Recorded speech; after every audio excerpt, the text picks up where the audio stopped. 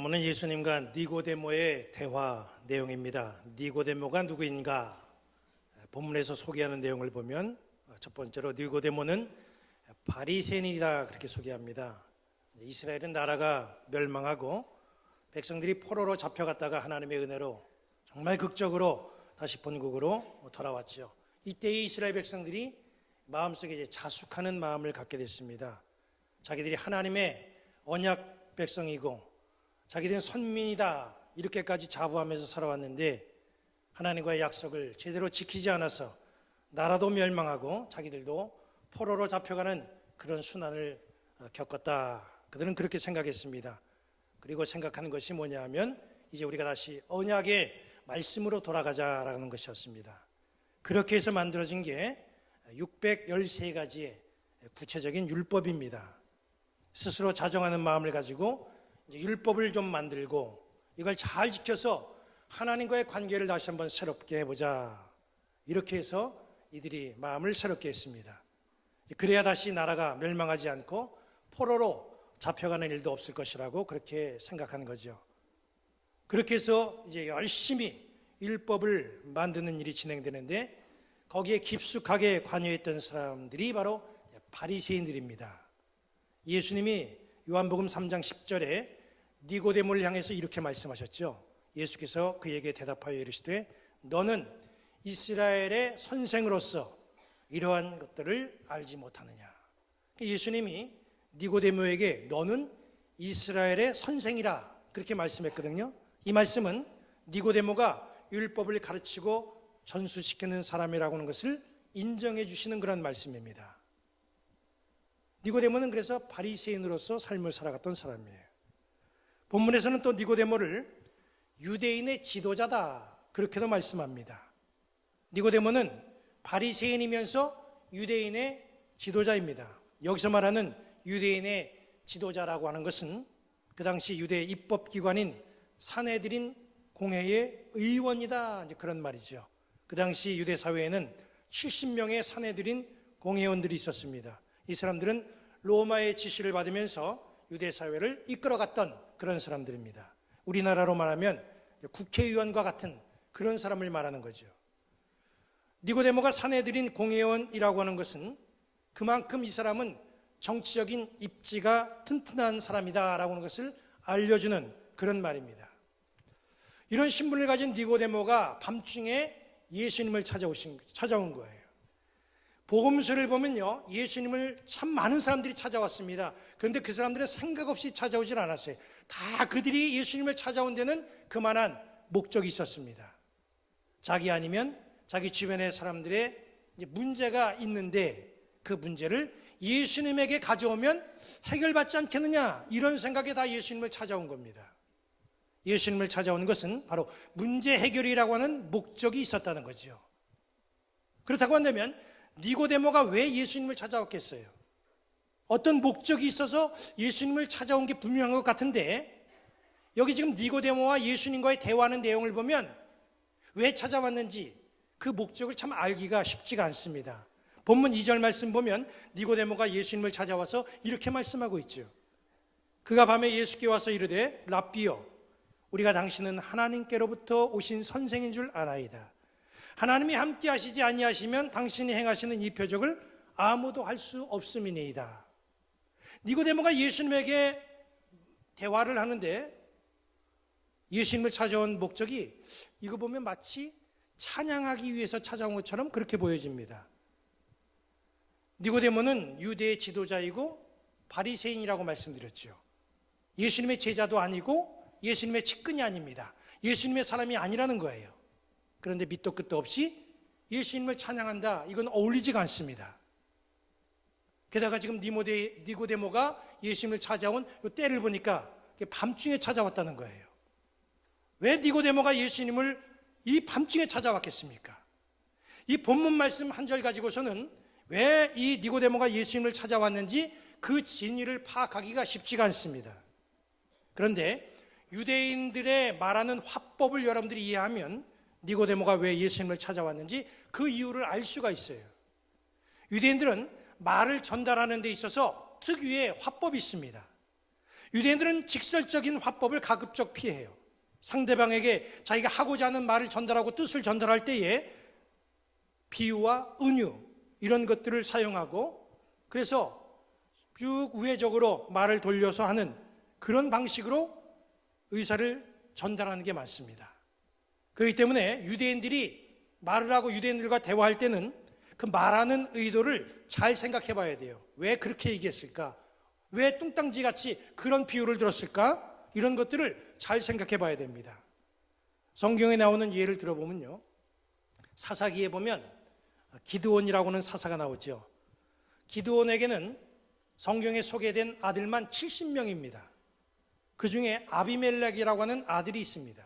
이 아비멜렉은 요담을 제외한 자기 형제 68명을 죽이고 스스로 왕이 돼요. 아비멜렉의 형제 요담은 이 죽음을 피해서 가까스로 도망한 다음에 아비멜렉의 만행을 이스라엘 전역에 알립니다. 그런데 우리 같으면 아주 직설적으로, 아주 세부적으로 그렇게 알려야 되는데 알리는 방법이 직설적이지가 않아요. 숲속의 왕을 뽑는 우화를 이야기하면서 우회적으로 아비멜렉의 만행을 이스라엘 사람들에게 고발을 하는 거예요. 고발하고 호소하는데 뭐 그런 우화를 사용하느냐, 그냥 직설적으로 얘기하지, 그렇게 우리는 생각할지 모르지만 이 사람들은 이런 방법을 사용한다는 거예요. 다윗이 충성스러운 부하 우리아를 죽이고 그의 아내를 취하지요. 그 죄를 지적하기 위해서 나단 선지자가 다윗을 찾아왔습니다. 그때도 나단 선지자는 다윗에게 직설적으로 잘못을 지적하지 않았어요. 부자가 가난한 사람의 양을 빼앗아 잔치를 벌이는 이런 이야기를 다윗에게 들려주면서 우회적으로 다윗의 죄를 깨닫게 하고 다윗의 죄를 지적합니다. 바로 이런 대화의 화법이 유대인들의 화법이라는 거예요. 니고데모의 경우도 마찬가지입니다. 니고데모도 지금 뭔가 목적이 있어서 예수님 앞에 왔고 그걸 예수님에게 전달하는데 직접적으로 얘기하지 아니하고 우회적인 방법으로 자기가 왜 예수님을 찾아왔는지, 어떤 목적을 가지고 찾아왔는지 그것을 말하고 있는 거예요.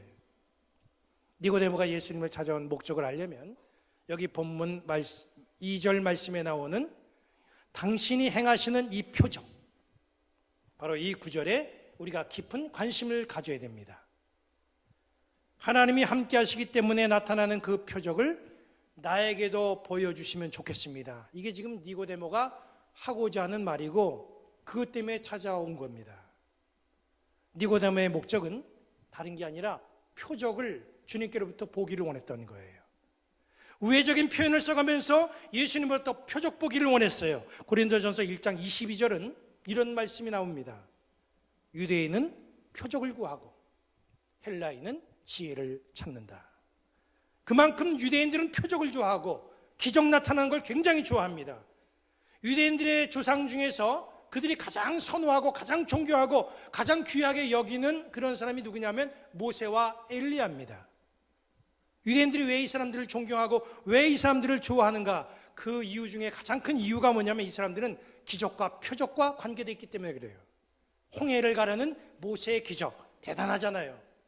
죽은 아이를 살리는 이 엘리야의 기도, 가루 한 움큼밖에 없었는데 통에 가루가 떨어지지 아니하고 기름이 조금밖에 없었는데 그 병에 기름이 떨어지지 않는 그런 기적의 역사, 이걸 엘리야가 보여줬거든요. 이런 기적들이 유대인들의 마음을 사로잡았다는 거예요. 니고데모는 이런 유대인들처럼 똑같이 표적을 원했고 예수님을 통하여서 표적 보기를 원했어요.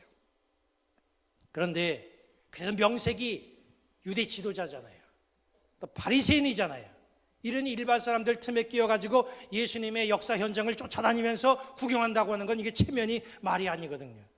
그러니까 밤중에 남 보지 않는 그 시각에 조용히 예수님 찾아와서 단독적으로 표적을 보기를 원했다는 거죠. 예수님은 니고데모가 왜 예수님을 찾아왔는지 그 마음을 다 알고 계셨어요. 그러나 예수님은 니고데모에게 표적을 보여주시는 대신에 하나님 나라를 보는 방법을 알려주셨죠. 니고데모를 생각하면요, 이 사람은 정말 복받은 사람입니다. 왜냐하면 표적을 보러 왔다가 하나님 나라를 보는 방법을 알게 되었기 때문이죠. 오늘날도 예수님을 찾는 사람들 중에는 이적과 표적을 원해서 찾아다니는 사람들이 참 많습니다. 육신의 질병이라든가 마음의 고통이라든가 물질의 문제가 좀 기적과 표적으로 역사되기를 소망하면서 주님께 나오는 사람들 굉장히 많죠. 그런 마음이 나쁜 마음은 아닙니다. 문제 있는 사람들도 아니에요. 그러나 이 시간에 우리 중에 그런 분들이 계시다고 한다면 그보다도 더 좋은 하나님의 나라를 보는 방법을 알아낸 요 니고데모와 같은 복된 사람들이 되시기를 주님의 이름으로 간절히 축원합니다. 표적을 보는 것보다도 더 귀한 하나님의 나라를 봐야 되는데 그걸 보려면 어떻게 해야 되는가? 예수님은 하나님 나라를 보는 방법을 3절에서 말씀하고 계십니다. 예수께서 대답하여 이르시되 진실로 진실로 내게 이르노니 사람이 거듭나지 아니하면 하나님의 나라를 볼 수 없느니라. 하나님의 나라를 볼 수 있는 방법은 거듭나야 된다 이렇게 말씀했지요. 어떻게 무엇으로 거듭납니까? 5절은 말씀합니다. 예수께서 대답하시되 진실로 진실로 내게 이르노니 사람이 물과 성령으로 나지 아니하면 하나님 나라에 들어갈 수 없느니라. 교회법과 절차에 따라서 우리는 물세례를 받았습니다. 세례받을 때 강단에서 집례자가 이분들의 이름을 세례자 명단에 기록합니다. 공포했어요. 그래서 우리의 이름은 우리 부평 중국교회 교적부에 기록되어 있습니다. 몇 년, 몇 월, 며칠 교적부를 보면 내가 세례받은 날을 알 수가 있어요. 그러나 이것이 하나님 나라에 들어가는 데 있어서의 전부가 아니라는 거예요. 예수님은 사람이 물과 성령으로 나지 아니하면 하나님 나라에 들어갈 수 없느니라 그렇게 분명히 말씀했어요.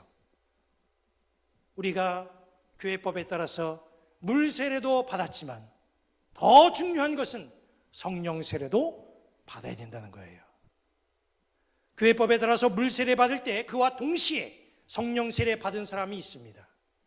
안타깝게도 물 세례는 받았지만 성령 세례 없이 신앙의 길을 가는 사람도 있어요. 어떤 이는 물 세례 받고 한참 지난 다음에 성령의 감동으로 성령 세례 받는 사람도 있습니다. 우리가 스스로 자문해야 될 것은 나는 물 세례 말고 또 하나의 세례인 성령 세례를 받았는가라는 점입니다. 오늘 우리가 존 웨슬리 회심 기념주일로 지킵니다. 존 웨슬리 목사님이 1738년 5월 24일 날 나는 회심했다 그렇게 분명히 일기장에 기록했어요. 저는 이 사실을 볼 때마다 좀 슬펐어요. 그러면 지금까지 목사가 돼서 목회를 쭉 해오는 동안 회심 없이 목회했다는 거 아니에요. 회심 없이 성령 없이 목회를 했을 때에 그 교회와 그 성도는 뭐가 되는 겁니까? 여러분, 예수님을 믿는다고 저절로 성령 세례를 받는 건 아닙니다. 사도행전 19장 1절 2절은 이렇게 말씀하고 있어요. 아볼로가 고린도에 있을 때에 바울이 윗지방으로 다녀 에베소에 와서 어떤 제자들을 만나 이르되 너희가 믿을 때에 성령을 받았느냐? 이르되 아니라 우리는 성령이 계심도 듣지 못하였노라. 에베소 교인들은 말씀을 통해서 예수님을 믿었어요. 말씀도 배웠어요. 하지만 성령이 그곳에는 없었다는 거예요. 우리의 영적 상태는 어떻습니까? 나는 거듭난 사람인가? 거듭났다고 한다면 나는 성령 세례를 받았고 성령이 지금 내 안에서 역사하고 계시는가? 나는 성령으로 다시 태어난 사람인가? 우리 한번 확인해 봐야 됩니다.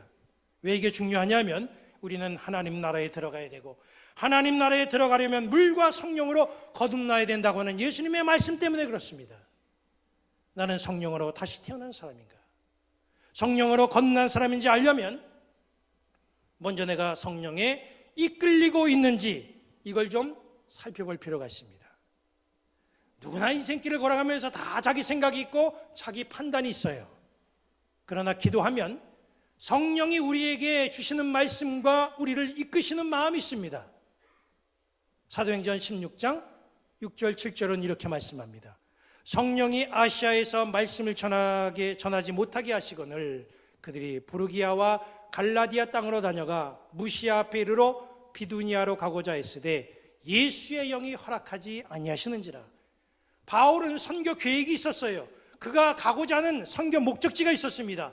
그러나 성령은 바울의 의지와 계획과 상관없이 바울을 이끌어갑니다. 지난 3월에 교회 광고 시간에 아버지 학교에 가실 분들을 모집하는 광고를 하는데 아버지 학교에 갈 생각이 전혀 없었던 분이 광고가 끝난 다음에 가야 되겠다 이렇게 결심하는 분이 계셨습니다. 후에 그분의 간증을 들어보니까 자기는 전혀 아버지 학교에 대해서 갈 생각도 없고 그 마음도 없었는데 관심도 없었는데 광고를 듣는 순간에 내가 아버지 학교에 등록하지 않으면 안 될 정도로 뭔가가 강하게 자기를 이끌더라는 거예요. 그래서 등록하고 수료하셨어요. 이게 바로 이끌려 살아가는 모습이라는 겁니다. 내 계획은 그게 아니에요. 내 생각이 그게 아닙니다. 그런데 그렇게 하게 하였고 그 자리에 서게 하였고 그것이 주어졌다고 한다면 여러분 놀라거나 당하거나 고민하지 마시고 성령의 이끄심인지를 확인하시고 한번 기도해 보시기 바랍니다. 그리고 순종하면 놀라운 체험과 은혜가 그 속에 임하게 될 줄로 믿습니다. 또 하나 성령으로 거듭난 사람인지를 내가 확인하고 알려고 한다면 내가 자유한 사람인지 확인해 보면 됩니다. 성령으로 난 사람, 성령으로 거듭난 사람을 8절은 이렇게 말씀하고 있어요. 바람이 임의로 불매 네가 그 소리를 들어도 어디서 와서 어디로 가는지 알지 못하나니 성령으로 난 사람은 다 그러하니라. 성령으로 거듭난 사람은 바람처럼 살아가는 사람이다. 바람으로 그렇게 표현했어요. 여러분 바람이 어디서 어디로 붑니까? 뭐 동남풍, 뭐 북서풍, 서남풍 이런 바람의 방향이 있죠. 그러나 우리가 바람 부는 방향을 예측은 할 수 있어도 정확하게 알 수는 없어요. 그래서 성경은 우리 주님이 이렇게 말씀했잖아요. 바람이 임의로 불매. 이 구절을 표준 새 번역에서는 바람은 불고 싶은 대로 분다 이렇게 번역했더라고요. 이 구절의 의미는 구애받지 않고 자유롭다는 거예요. 바람의 향방은 예측할 수 있어도 우리가 정확하게 그 가는 길을 단정할 수는 없어요. 화면 한번 보시기 바랍니다. 해마다 우리나라에는 태풍이 불잖아요. 태풍이 찾아옵니다. 기상대에서는 태풍이 올라오면 진행 방향을 예측을 해줍니다. 그러나 보시는 화면처럼 그 진로를 매번 정확하게 맞추는 건 아니에요. 그래서 기상대 믿었다가 아주 낭패를 당하고 항의하는 그런 경우들도 있습니다. 바람이라고 하는 건 그런 거예요. 바람은 불고 싶은 대로 부는 자유로움이 있습니다. 성령으로 난 사람은 어떤 사람인가? 바람처럼 자유로운 사람이에요. 어디에서 자유롭고? 어디에서 자유로워요? 죄에서 자유로운 겁니다. 사람들은 죄에서 자유로워지기가 굉장히 힘듭니다. 죄에서 잘 벗어나질 못해요. 죄가 너무 달콤해서 불의와 얽힌 것이 너무 많아서 벗어나지 못하고 죄에 꼭 붙들려 있을 때가 많습니다. 그것이 잘못이라는 건 알아요. 그게 틀린 것이라는 것도 압니다. 그런데 가요. 그런데 합니다. 해서는 안 되고 가서는 안 되는데도 그냥 그 길로 가요. 왜 그렇습니까? 그것은 죄에 매여 있기 때문에 그런 거예요. 니고데모가 환한 대낮에 예수님 찾아오지 않았어요. 밤중에 남들의 눈을 피해서 몰래 밤중에 찾아왔어요. 왜 밤중에 찾아옵니까? 떳떳하게 대낮에 와야지. 뭔가 눈치를 보고 있는 자유롭지 못한 인생이라는 거잖아요. 니고데모가 예수님과 대화를 나눕니다. 참 불안불안하면서 누가 나 보고 있는 건 아닐까? 누가 나 예수님 찾아온 것을 알고나 있지는 않은가? 두려운 마음에 두근두근거리면서 니고데모가 예수님을 찾아와 대화를 나누는데 대화를 나누면서 그는 성령으로 태어나야 됨을 깨닫게 됐죠. 그리고 훗날 바람처럼 자유로운 성령의 사람으로 살아가게 됐습니다. 요한복음 19장 39절을 보면 이렇게 말씀하고 있습니다. 일찍이 예수께 밤에 찾아왔던 니고데모도 모략과 침향 섞은 것을 100리트라쯤 가지고 온지라. 이 말씀이 어떤 상황입니까? 예수님이 십자가에 처형당하셨어요. 예수님과 함께 있었던 제자들 다 도망갔습니다. 왜? 두려움에서 자유롭지 못했기 때문에. 그런데 니고데모 보세요. 그 사람은 바리새인이고 유대 지도자였어요. 누가 볼까 봐 몰래 밤에 예수님 찾아왔던 사람입니다. 눈치가 보이고 자유롭지 못했던 이 니고데모, 그래서 밤중에 몰래 예수님을 찾아왔던 이 니고데모가 이제는 누가 보던 말던, 공회원 신분에 불이익을 당하던 말던 향품을 들고 당당히 예수님의 무덤을 찾아갔다는 거죠. 성령으로 거듭나서 바람처럼 자유롭기 때문에 할 수 있는 행동이라는 거예요. 우리는 자유롭습니까?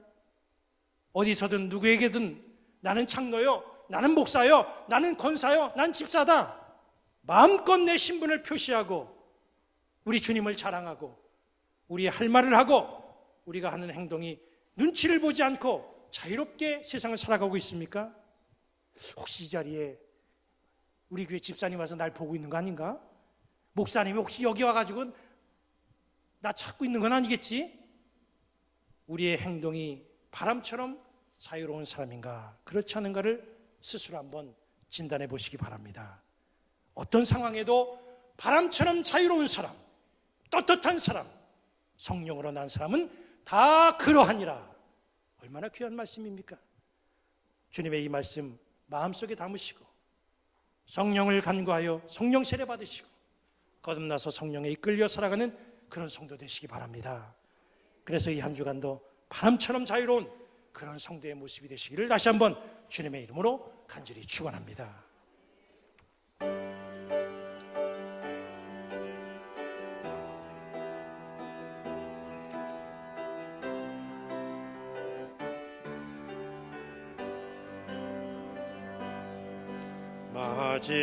마지막 날에 내가 나의 영으로 모든 백성에게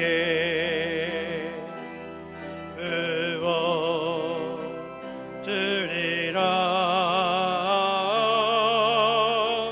자녀들은 예언할 것이요 청년들은 환상을 보고 아비들은 꿈을 꾸리라. 주의 영이 임하며 자녀들은 예언할 것이요 청년들은 환상을 보고 아비들은 꿈을 꾸리라. 주의 영이 임하며 성령이여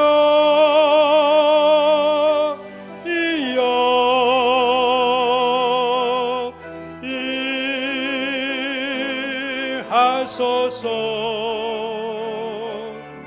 성령이여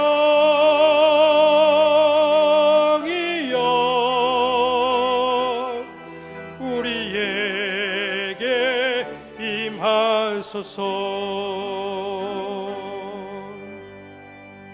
하나님이 여러분들에게 복을 주시고 여러분을 지키시기를 원하며 하나님이 그의 얼굴을 여러분들에게 비추사 은혜 베푸시기 원하며 하나님이 그 얼굴을 여러분들에게로 향하시고 평강 주시기를 성부, 성자, 성령의 이름으로 축원합니다.